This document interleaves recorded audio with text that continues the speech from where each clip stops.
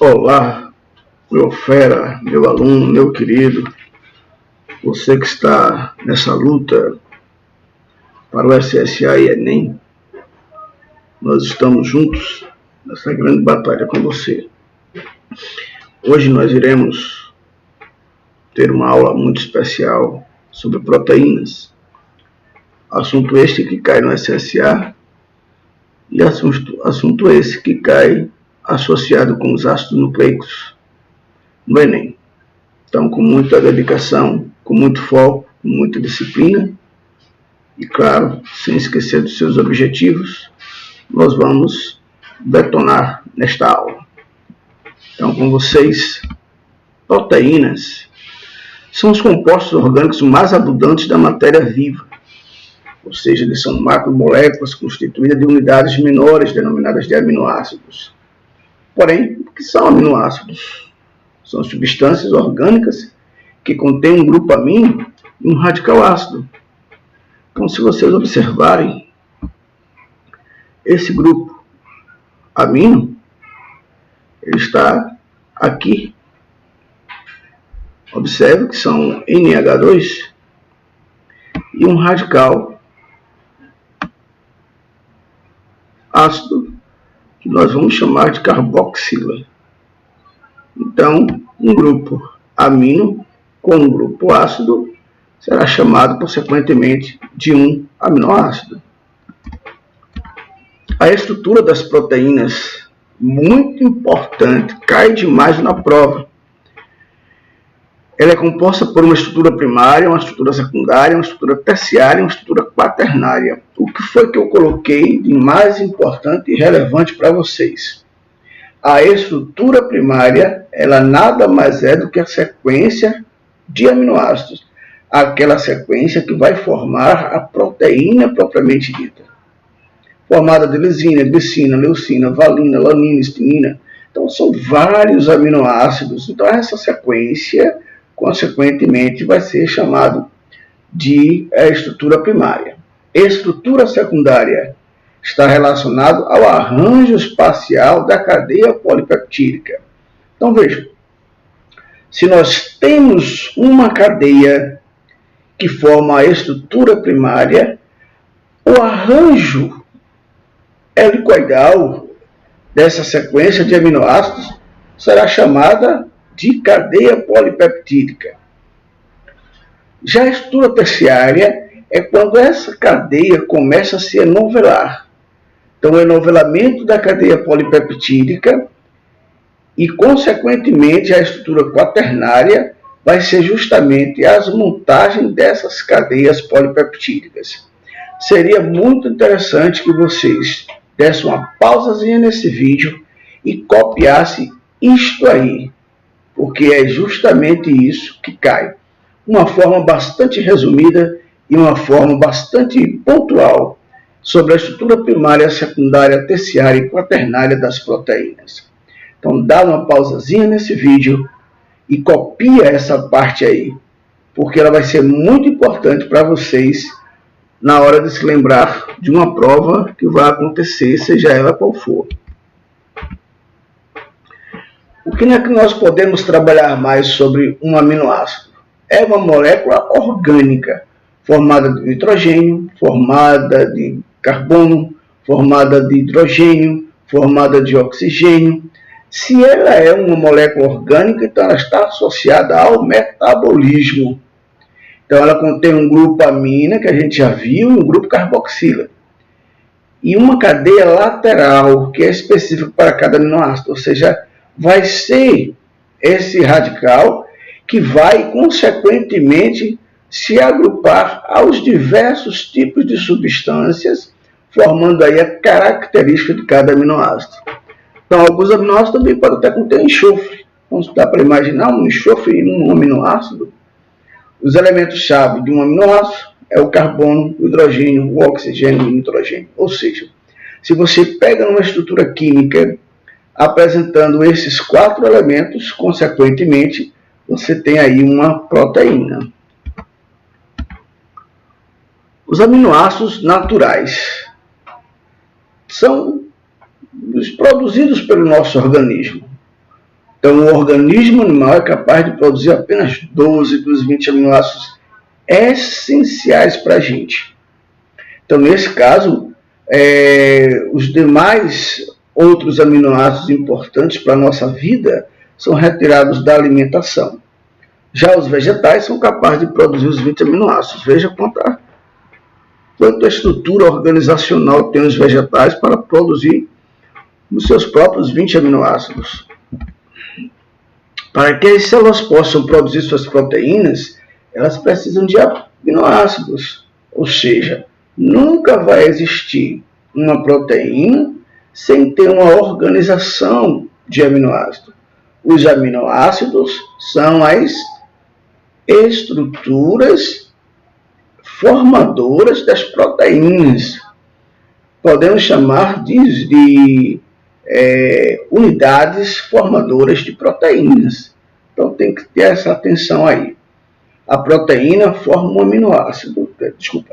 O aminoácido, esse conjunto de aminoácidos é que vai formar essas proteínas.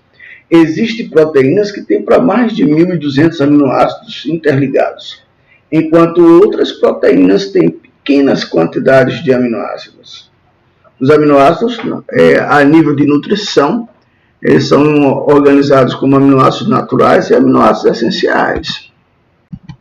Aminoácidos essenciais são os aminoácidos que os animais não conseguem produzir, mas são obrigatórios na fabricação das proteínas, portanto, devem ser retirados dos alimentos. Ou seja, quando nós falamos de aminoácidos essenciais, são aqueles que os animais não produzem, porém eles são extremamente importantes na fabricação das proteínas que vão servir para o nosso corpo, que vão servir para o nosso metabolismo. Ou seja, você tira dos alimentos as proteínas cujos aminoácidos foram essenciais. E claro, muito importante guardar isso, por isso que está bem destacado aí, são os aminoácidos que os animais não conseguem produzir.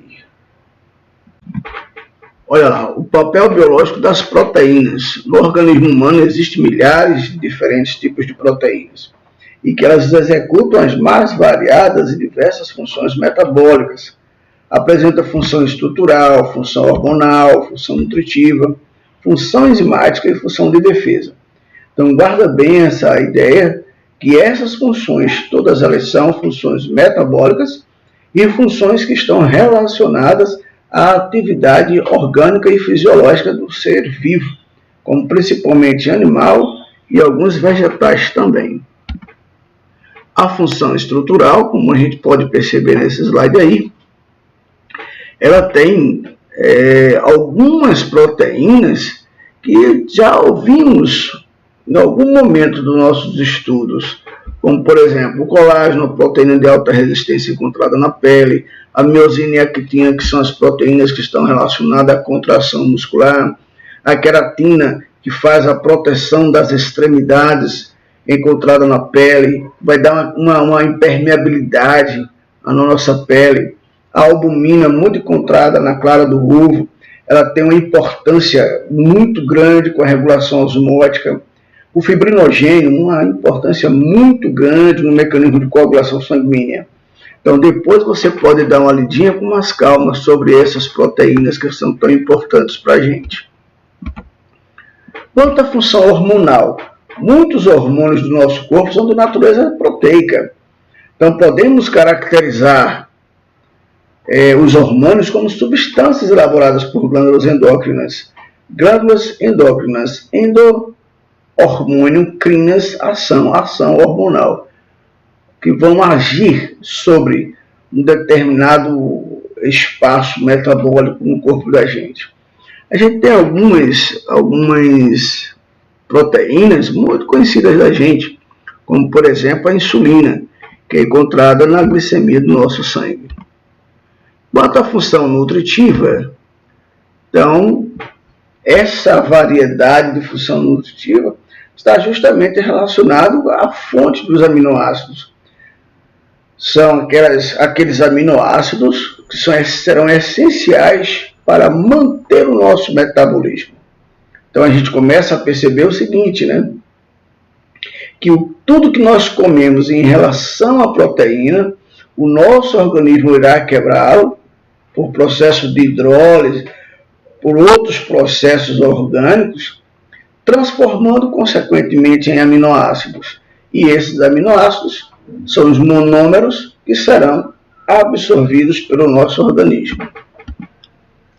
Temos a função de defesa, a produção de antígeno e anticorpo.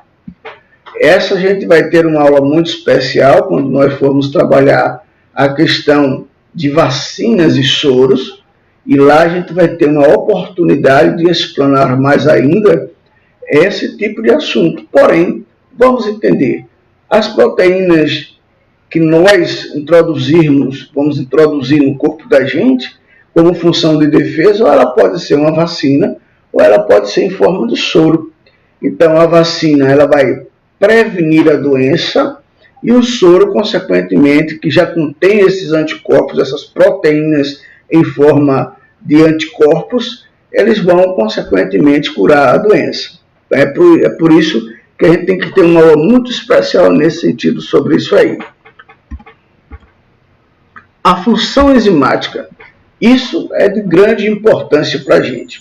A função enzimática são proteínas que atuam como moléculas reguladoras do metabolismo. Então, a enzima nada mais é do que uma proteína que vai fazer com que essas proteínas trabalhem na melhor maneira do metabolismo. Ou seja, todas as vezes que nós vamos usar uma enzima, é porque ele vai, consequentemente, servir de catalisador. Ele é um biocatalisador, ou seja, ele vai acelerar uma reação metabólica, uma reação biológica. E aí a gente começa a pensar o que é que essas enzimas precisam para trabalhar corretamente a nível de metabolismo. Primeira coisa, elas são muito sensíveis à temperatura. Em geral, a cada 10 graus de aumento da temperatura do meio em que a enzima atua, ela pode duplicar ou triplicar, porém, até chegar a uma temperatura específica. Ou seja, cada enzima ela vai trabalhar, ela vai agir, ela vai catalisar a uma temperatura específica. Acima de 40 graus, a atuação da enzima quase que se acaba. Ou seja, quanto maior for essa temperatura acima de 40 graus, você consequentemente vai desnaturar também tanto a enzima como a proteína. Ou seja, ela vai se tornar inativa. Essa é a palavra que cai muito em prova. Para tornar uma enzima inativa, o que é necessário fazer? Então ele vai ter algumas coisas que ele vai colocar. Uma delas terá que ser a temperatura.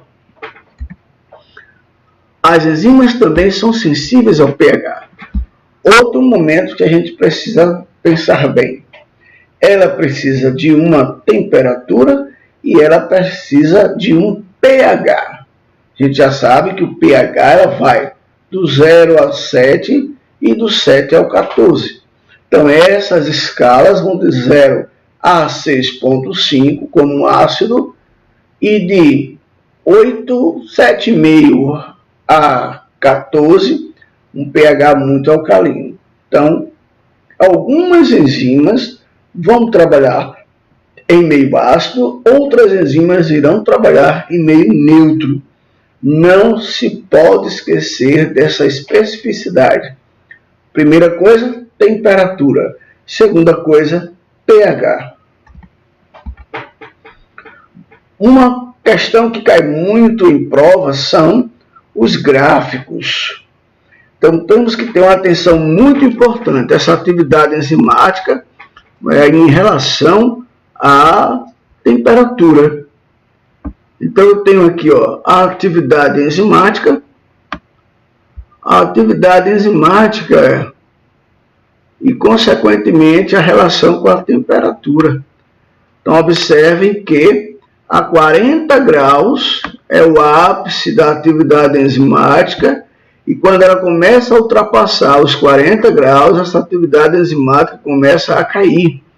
Por isso que ela vai perdendo a sua função. E claro, 60 graus, ela chegou ao pico máximo da sua inativação.